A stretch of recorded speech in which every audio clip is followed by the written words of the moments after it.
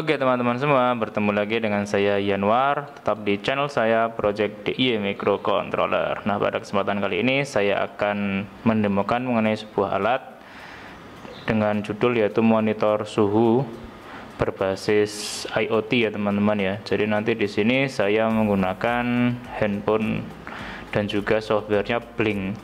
Nah, kalian bisa lihat ya nanti di sini. Nah, ini adalah software Blink atau aplikasi Blink ya, nanti untuk memonitor suhunya yang dari DHT11 ini teman-teman. Jadi alat ini seperti biasa ya, jadi monitor suhu. Sebenarnya ini ada kelembabannya ya teman-teman ya. Jadi di sini saya menggunakan sensor DHT11, kalian bisa lihat sendiri ya, ini DHT11. Nah, ini DHT11 ini bisa memonitor suhu dan juga kelembaban.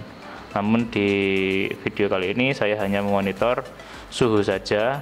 Nah, dengan dua tampilan teman-teman. Yang pertama yaitu untuk tampilan interface-nya ya, yaitu dengan menggunakan 7 segmen 3 digit ya. Sini ada 3 digit 7 segmen. Kemudian ada Blink dan juga menggunakan software aplikasi Blink. Jadi ada dua buah metode atau item ya untuk interface-nya, yaitu Blink sama 7 segmen. Kenapa kok ada dua interface seperti ini? Nah, dikarenakan mungkin ya nanti kalau kalian ingin mengembangkan alat ini, jika alat ini itu diletakkan di suatu tempat ya atau ruangan itu teman-teman ya, nah kalian bisa secara mudah untuk melihat berapa suhunya yang ada di ruangan tersebut. Nah, tapi jika kalian itu tidak ingin pergi ke ruangan tersebut, kalian bisa saja langsung menghidupkan software aplikasi Blink kalian, dan kalian akan melihat nilai dari suhu yang ada di ruangan tersebut. Jadi seperti itu. Jadi secara offline dan secara online. Jadi ada dua metode ya teman-teman ya. Jadi secara online dan juga secara offline. Jika offline-nya yaitu kalian bisa menggunakan 7 segmen atau LCD ya. Namun saya sarankan menggunakan 7 segmen saja karena lebih jelas teman-teman untuk nilainya ya. Kalian bisa lihat sendiri ya. Nah, kalau gini kan lebih jelas ya.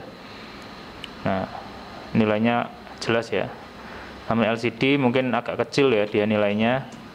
Sehingga saya sarankan jika kalian offline itu kalian gunakan 7 segmen sebagai interface-nya. Oke. Kemudian di sini ada Wemos teman-teman. Jadi saya menggunakan Wemos D1. Nah, kalian bisa lihat sendiri ya ini. Jika kalian ingin menggunakan Node MCU juga bisa, yaitu seperti ini. Nah, saya juga ada Node MCU ya. Nah, jika kalian ingin menggunakannya seperti ini juga bisa, kalian sesuaikan saja untuk pin-pinnya ya teman-teman ya. Jadi pin-pin yang ada di Wemos ini kalian sesuaikan saja yang ada di Node MCU ini ya, mirip teman-teman. Jadi antara Node MCU ini dan juga Wemos D1 ini mirip, sehingga kalian bisa milih salah satu saja. Oke, sekarang kita lakukan untuk uji cobanya ya. Jadi di sini saya menggunakan solder sebagai pemanasnya teman-teman. Jadi di sini untuk suhunya ya. Jadi ini soldernya panas ya ini. Jadi sudah panas soldernya, jadi kita lakukan untuk uji coba si DHT11 ini. Oke. Sekarang kita lakukan uji coba ya. Ini agak terang ya. Ruangan di sini agak terang sehingga dia itu mengganggu ininya apa? Mengganggu cahaya dari 7 segmennya ini teman-teman. Tapi bisa terlihat sih jelas ya. Oke, sekarang kita uji coba. Ini suhunya 31 ya. Nah, sekarang kita cek saja untuk di Blink-nya berapa ya.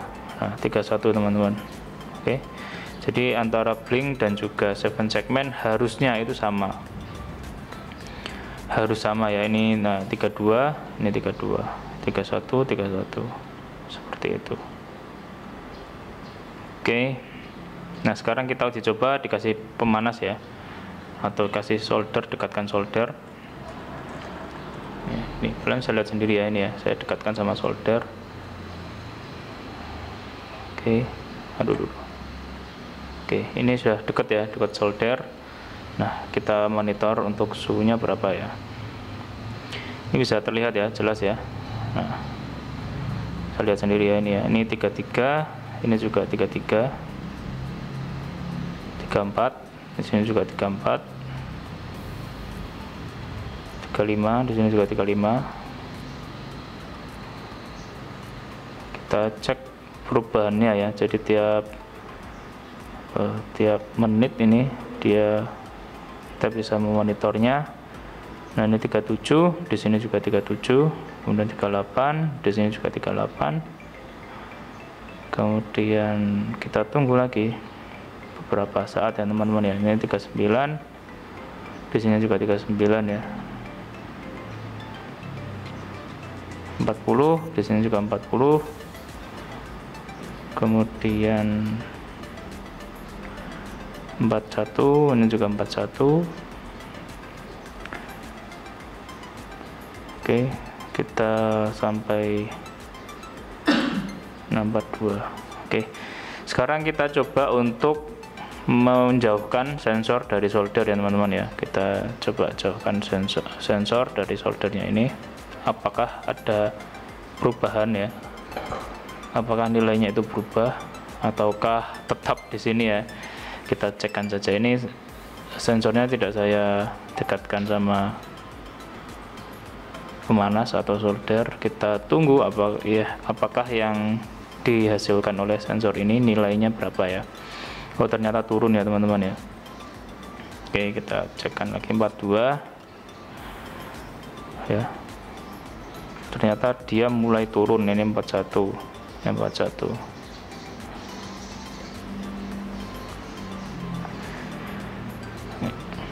Oke, kita tunggu beberapa saat lagi ya, untuk membuktikan apakah sensornya ini jalan, apakah tidak ya teman-teman ya, dan juga interface-nya ini apakah sama dengan blink ataukah berbeda gitu ya.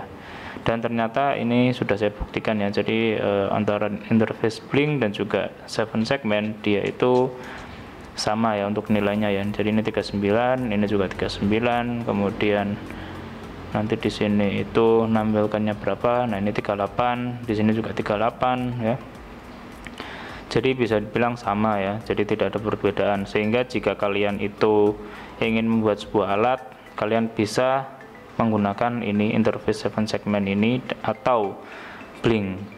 Nah, saran dari saya ya menggunakan dua device ini atau item ini ya. Jadi secara offline ada dan secara online ada.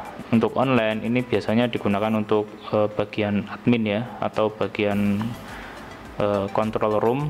Untuk yang offline itu biasanya digunakan oleh teknisi-teknisi gitu ya. Jadi teknisinya melihat ke ruangannya langsung tanpa melihat softwarenya. Untuk yang blink ini biasanya di control room saja. Jadi bagian orang kontrol, dia bisa memonitor secara jarak jauh. Seperti itu ya teman-teman ya. Jadi alatnya cuma seperti ini saja. Cuma di sini kalian harus mengerti sistem kerja dari alat ini seperti apa gitu ya. Oke, untuk wiringnya ya teman-teman ya. Jadi wiringnya seperti ini. Jadi ini VCC ground, kemudian data dari DHT11 ini dia masuk ke pin D3. Ini ada pin D3 ya di Wemos ini. Kemudian di data ini 7 segmennya interface ini dia ada VCC ground, kemudian ada 4 buah kabel sebagai datanya ya, yaitu kalian bisa lihat saja untuk skemanya, saya nanti kasihkan di sini ya, skemanya di sini. Nah, itu skemanya ya. Jadi di sana ada data, ada latch, ada clock, kemudian ada latch, kemudian ada clock, ada data pin, dan ada OE. Jadi ada 4 teman-teman. Oke teman-teman, mungkin cukup sekian saja ya untuk demo dari alat ini. Semoga bisa menginspirasi kalian di dalam membuat alat seperti apa ya. Oke, mungkin cukup sekian saja ya. Oke, jika ingin bertanya-tanya bisa via YouTube di bawah di komentar, atau via email di deskripsi bisa. Seperti biasa untuk coding saya akan taruh di blog saya di sini. Oke, jangan lupa like dan subscribe channel ini agar kalian bisa mengikuti update-update teknologi lainnya yang tentunya berbasis microcontroller. Saya Yanuar pamit, selamat pagi. Dah.